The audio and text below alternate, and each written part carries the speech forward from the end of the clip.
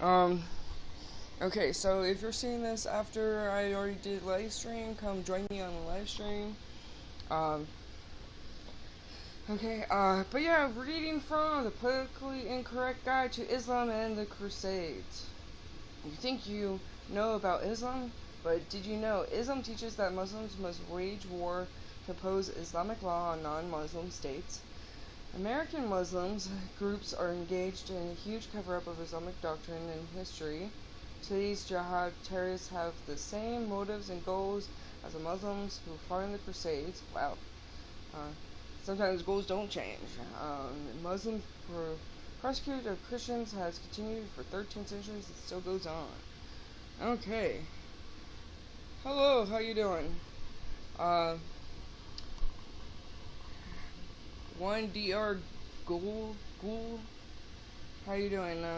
Just reading off of this politically incorrect guide to Islam and the Crusades.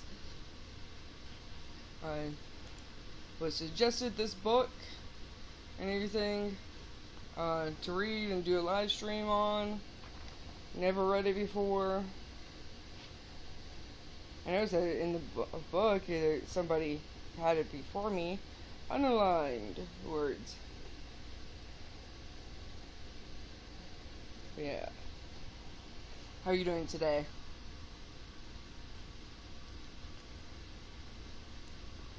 I hope you're doing well. Everything.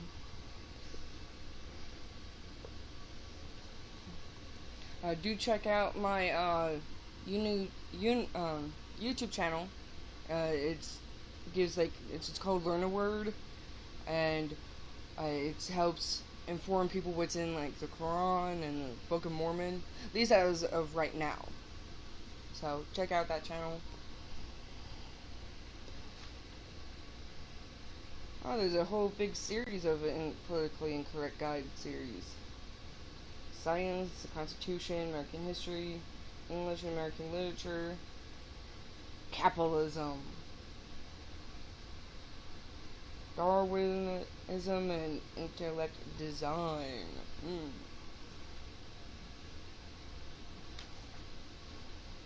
Okay, so I did get this from local library. And I was like, this would be interesting to read. Okay.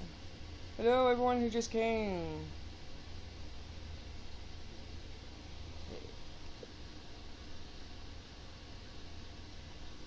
Welcome. Let's have a conversation. Okay. Islam and the Crusade. Introduction. The Crusades may be causing more devastation today than they ever did in the 3 centuries when most of them were fought. Not in the terms of lives lost and property destroyed. Today's is a more subtle destruction. The Crusades have become a cardinal sin not only in the Catholic Church but also in the Western world in general. They are exhibit A for the cause of this current strife between the Muslim world and the Western post-Christian civilization, and ultimately the responsibility of the West. Okay, let's move on a little bit of what is talking about. Okay, part 1, Islam. Okay. I guess I'm not going to read everything. Mohammed, Prophet of War.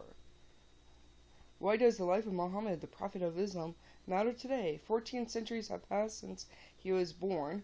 Millions of Muslims have lived and died since then, and many leaders have risen and led the faithful, including descendants of the Prophet himself. Surely Islam, like other religions, has changed over 1400 years. I have a question. How do they keep track of, like legitimately keep track of who he's a descendant of Muhammad? Like, I know there's a lot of people who keep track of who they're descendant of, but not everyone does. And not everywhere. I would like to see that lineage. Okay, here's why the life of Muhammad matters. Contrary to what many secularists would have us believe, religions are not entirely determined or distorted by the faithful over time. The lives and words of the founders remain central no matter how long ago they lived. The idea that believers shape religion is derived instead from the fashionable 1960s philosophy of deconstructionism, which teaches that written words have no meaning other than that given to them by the reader. Equally important, it follows that the reader alone finding meaning, there can be no truth, certainly no religious truth. The one person's meaning is equal to another's. Ultimately, according to deconstructionism, we all create our own set of truths, and they put truths in quotes, none better than or worse than any other.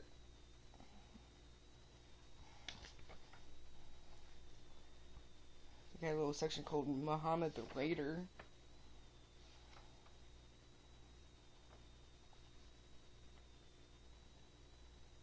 Just like today, killing non-combatants. When Osama bin Laden killed innocent non-combatants in the World Trade Center on September 11, 2001, and later his co-religionists captured and beheaded civilian hostages in Iraq, American Muslim spokesman blatantly asserted that his targeting of innocent people was forbidden by Islam. This was debatable since some Islamic legal authorities allow the killing of non-combatants if they seen as aiding the enemy of Islam in war. However, even if the principle was correct, it would give way to another that rose out of the Nakala raid. Persecution is worse than killing, and therefore to fight against the persecution of Muslims by any means necessary is the highest good. Explains a lot right there. Hello, new people that joined. Oh, sorry. Again, I am reading out of the book Politically Incorrect Guide to Islam and the Crusades. I'm not reading every little detail that's from the book. I got it out of my local library. So, if you find it in your local library, good for you. Go ahead and read it. Oh, word for word.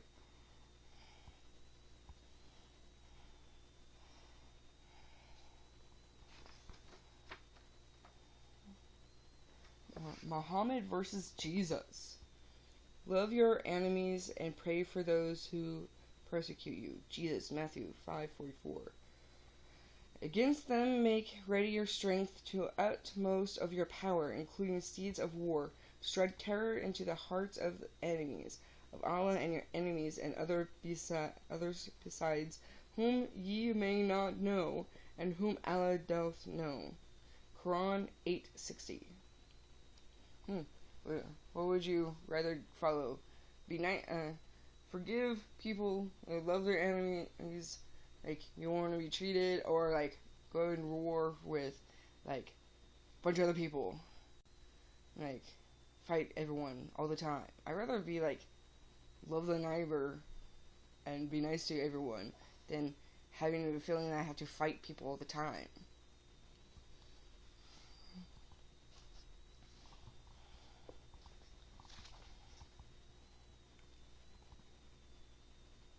Oh, I'm going to sneeze.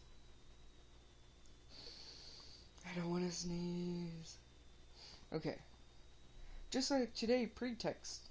Another pattern was set at Jihad that played out across the centuries. Muslims would see any aggression as for pretext for revenge, regardless of whether they provoked it, with a canny understanding of how to sway public opinion. Jihadists and their I'll keep belching, oh my gosh. Jihadists and their PC allies in the American left today use current events to pretext to justify what they are doing. Time and again, they portray themselves as merely reacting to grievous provocations.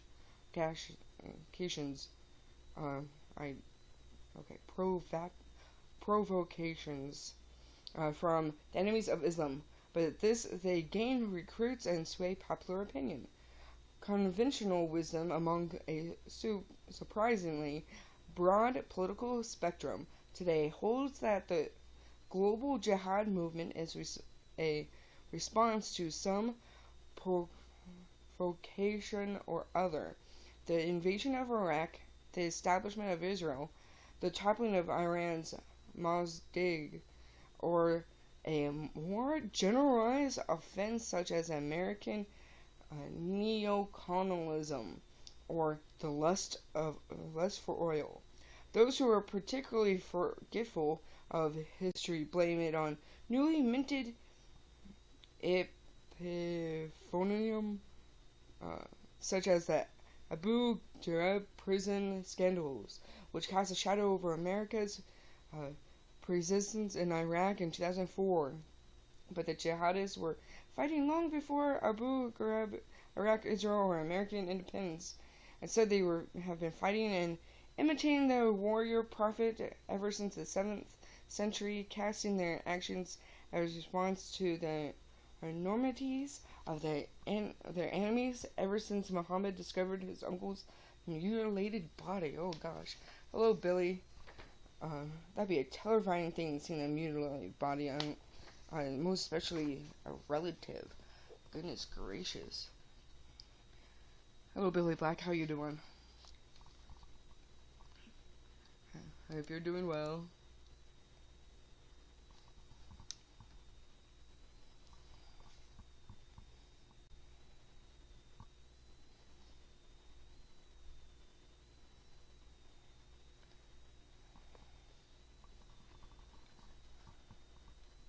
Name's Brio. Okay. Oh, I didn't see the other.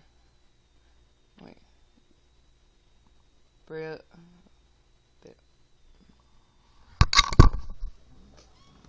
My mic keeps falling. Oh my gosh. Bialy? Sorry, what it is? Okay.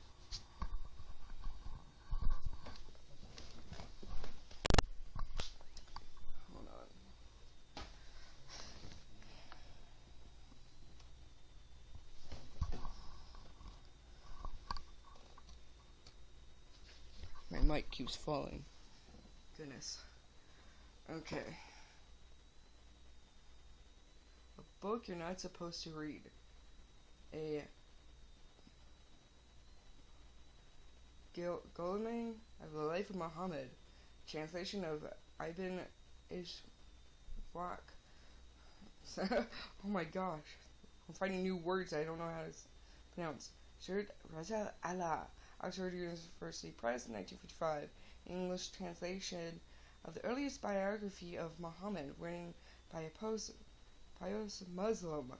Virtually every page presents a devastating refutation of the whitewashed peaceful Muhammad of PC myth. I gotta check that out.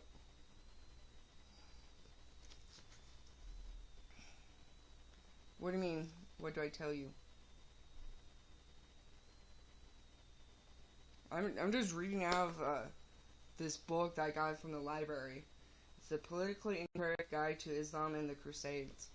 I'm not reading every single little thing from it, but yeah. I'm not trying to convert you to Islam or anything like that.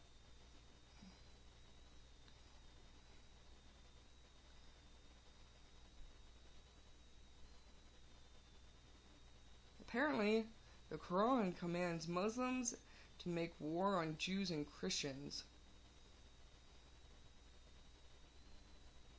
Oft-quoted, tolerant, peaceful Quranic verses have actually been cancelled according to Islamic theology. There is nothing in the Bible that reviles the Quran extortions to violence.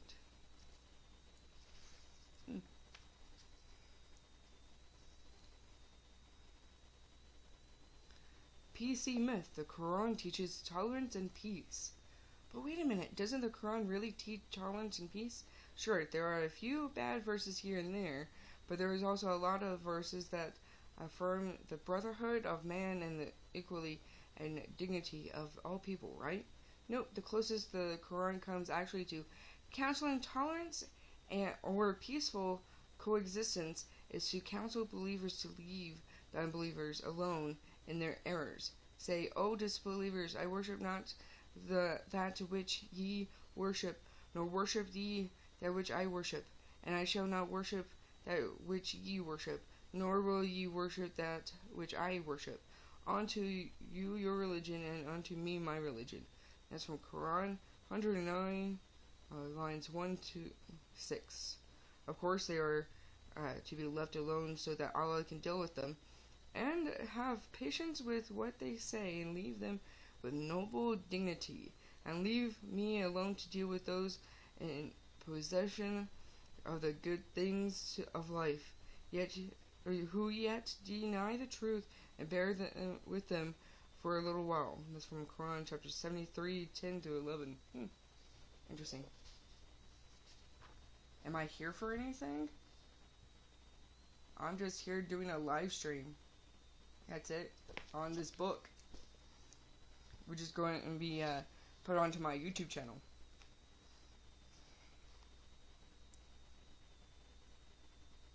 You were honored by Sarah. Okay. What do you mean by that?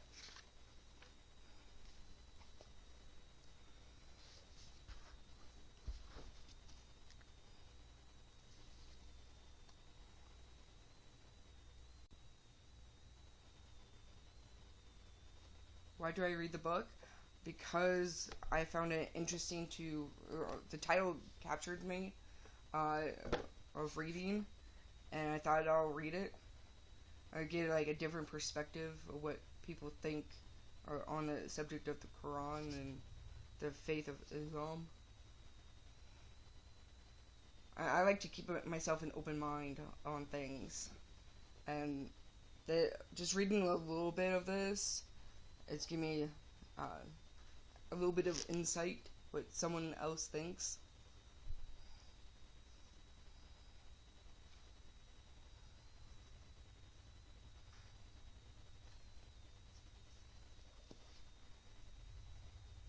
The name of this book is The Politically Incorrect Guide to Islam and the Crusades. Yeah, I'll go ahead and write it in the chat for you.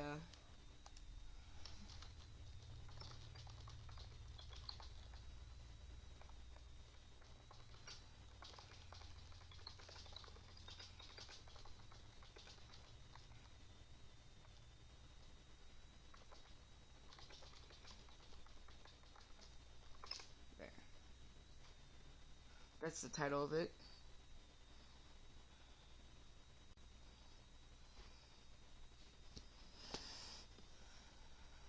And it's by Robert Pincer.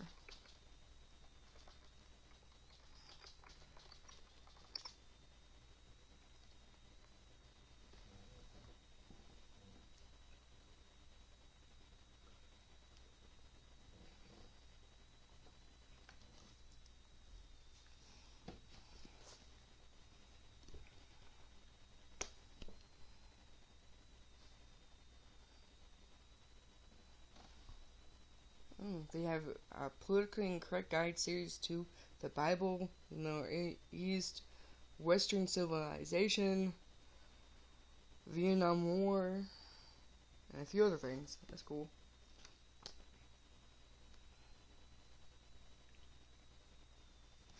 Okay, let's skip a few pages.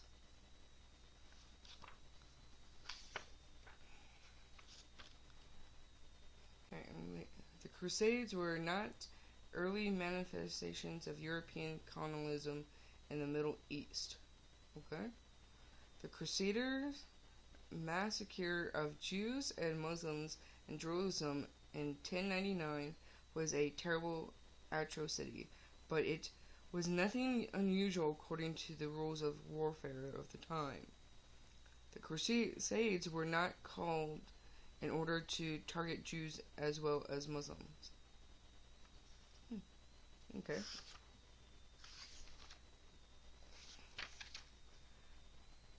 Right, if I I do not hear you well. Well, I didn't put it in the chat like you didn't hear me. I put it in the chat so it would be easier for you to search it while you're listening to me. If you think I'm demonizing you for your hearing, I'm not.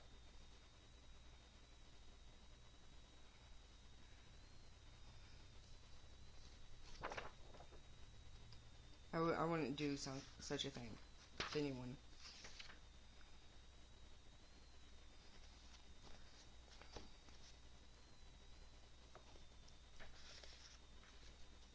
Okay. Just like today, the moral double standard. Bill Clinton suggested that the sack of Jerusalem in 1099 was the ultimate cause of the September 11th attacks. Yet the Muslim sack of Constantinople in 1453 does not burn anyone's memory. No president has pointed to it as the root of cause of any modern-day terrorist attacks. Indeed, it is less well known today than any other sack of Constantinople, the one perpetrated by misguided Crusaders in 1204. This is one illustration of the strange, unacknowledged moral double standard that PC types use when evaluating behavior by Westerners and non-Westerners. Any number of massacres and atrocities can be forgiven non-Western, non-white, non-Christian people, but misdeeds by Christian or even post-Christian Westerners remain seared in the world's collective memory. The Abu Ghraib prison scandals received horrified attention worldwide in 2004 and 2005, often from the same people who glossed over or ignored worse evils of Saddam Hussein, Osama bin Laden, and Hamas.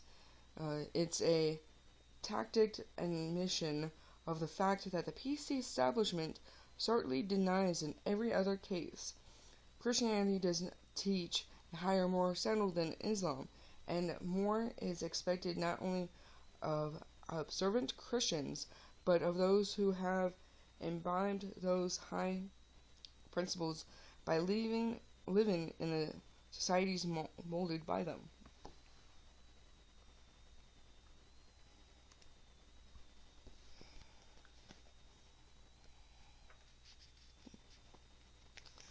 Another Mohammed versus Jesus. Blessed are the merciful, for they shall obtain mercy. For if you love those who love you, what reward have you? Do not even the tax collectors do the same? And if you salute only your brethren, what more are you doing than others? It's Jesus, Matthew 5:7 and 46-47. Muhammad is Allah's apostle. Those who follow him are ruthless to the unbelievers, but merciful to one another. Quran 48:29.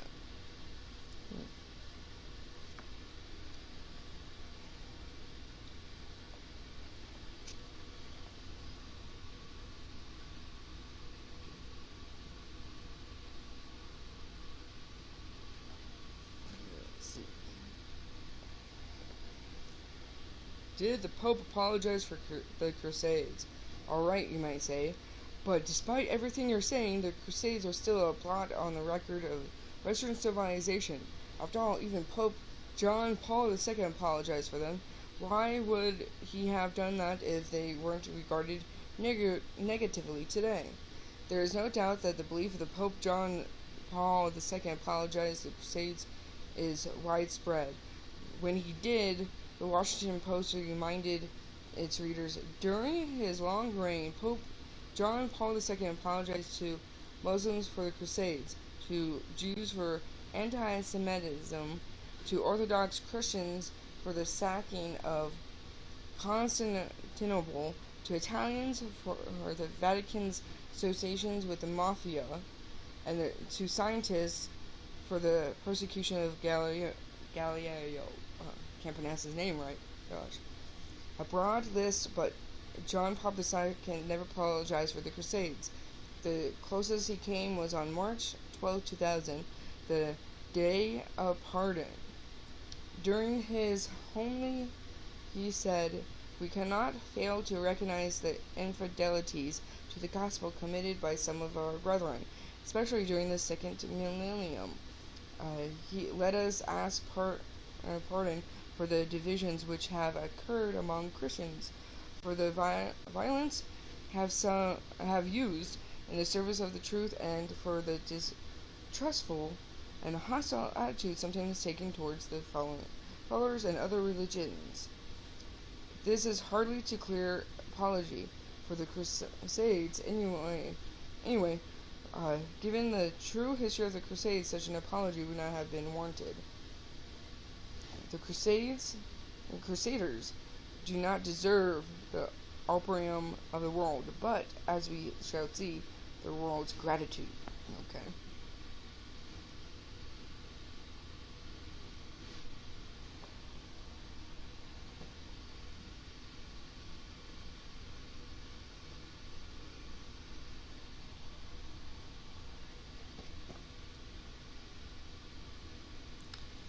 After the Crusades, the Muslims resumed their attempts to conquer Europe by jihad.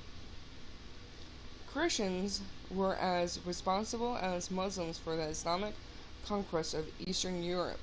They made short-sighted and ultimately disastrous alliance with jihad forces. Western leaders who think non-Muslims can, quote-unquote, win hearts and minds among Islamic jihadists are similarly naive and short-sighted.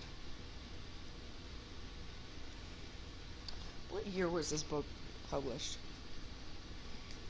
Gotta say it somewhere.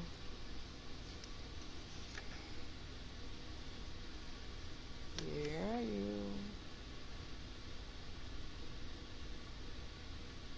2005. Okay.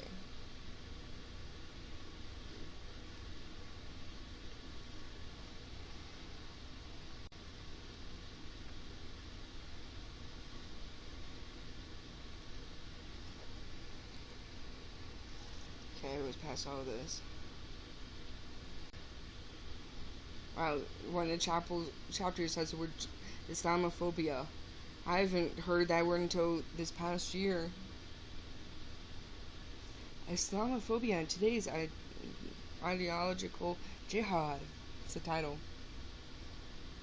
The UN has condemned Islamophobia while turning a blind eye to atrocities committed by jihadists. The charge of Islamophobia is used to intimidate and silence critics of violent jihad in Islam. Wow, it's kind of not how I've been seeing it with SJWs and everything. Or, in a sense, being called Islamic phobic and all that. Some groups are even trying to brand those who tell the truth about Islam and jihad as purveyors of hate speech. Interesting.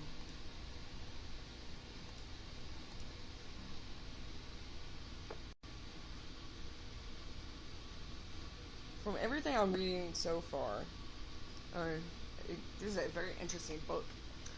What is Islamophobia anyway? Journalist and Islamic apologist Stephen Schwartz defines Islamophobia this way. Notwithstanding the arguments of some Westerners, Islamophobia exists.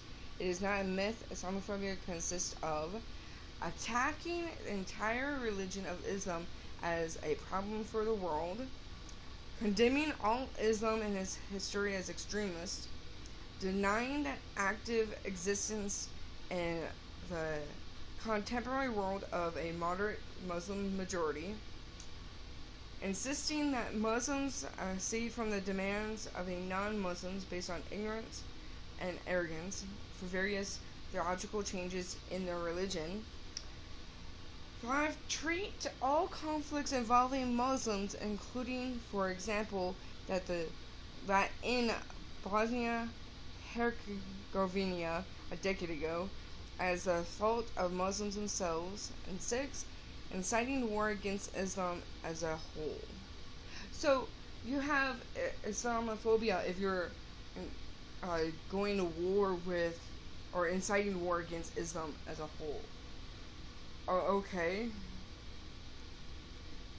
I guess so many people have Islamophobia, and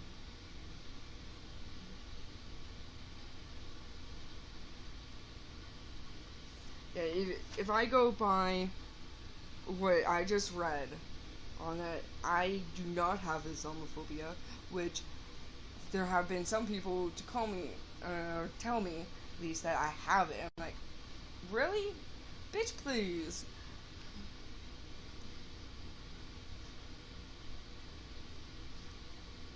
Okay, skip forward a little bit.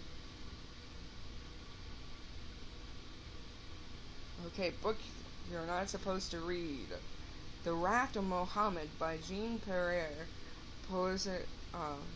Periodical Huggins. St. Paul, Amen. Paragon House, 1988. Besides vividly detailing the prejudice against non-Muslims that is rampant in the Islamic world, this person devastatingly describes the intellectual, the hemitude of numerous American and European writers, politicians, and other public figures. He shows how eager PC Westerners are to believe the best about Islam, and even to exchange fact for fantasy in order to do so.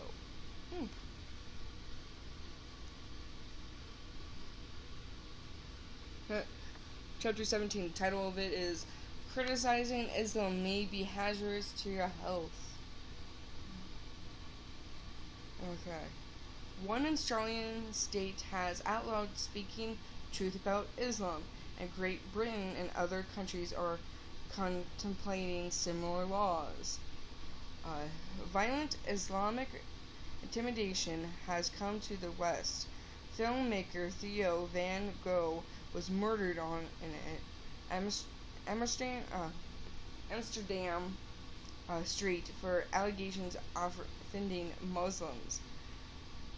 Converts from Islam to Christianity must live in fear even in the United States. Wow. Even though this book was made in 2005, a lot of things that I've read in here are actually coming true in this time. I thought, I've seen, let's start this way. I've seen people who live in Australia having a hard time talking about Islam in a whole, for good or for bad. And I've seen some people who live there today that are like, yeah, I can't even say anything neutral about it, because a lot of people are going to say that I'm condemning the faith and everything, and I'll get prosecuted and everything. I'm like, what the heck? And I didn't realize that there was a law in one of the Australian states that you can't talk and condemn it. Like, what the hell, man? Oh. Okay, for some of you guys who just came in, I was reading from a little bit from The Politically Incorrect Guide to Islam and the Crusades. I got it out of my local library. I'm going to read more detail of this on my own time and everything, but I totally suggest this. Borrowing the book from a local library if you can. Who's Allah? supposedly it's like God in the Islam faith. And I'm going to go ahead and end the stream here.